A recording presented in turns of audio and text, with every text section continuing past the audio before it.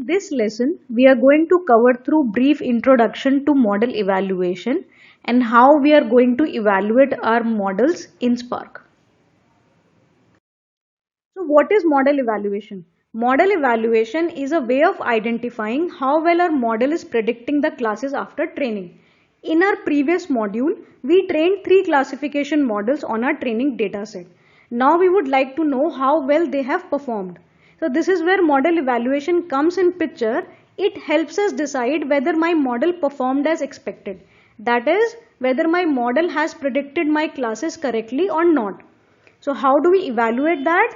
We evaluate it by using different performance metrics, which gives us a clear view whether this model is fit for my problem statement or not. So we are going to run it through training metrics.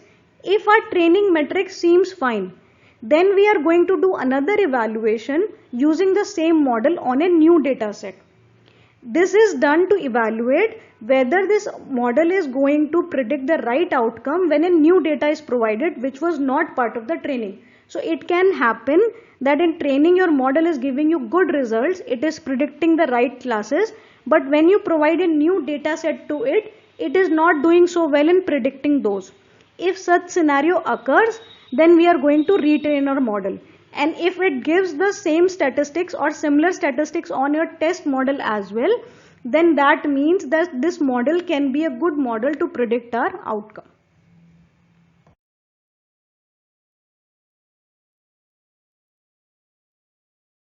So in this module, we are going to evaluate our models in 3 steps.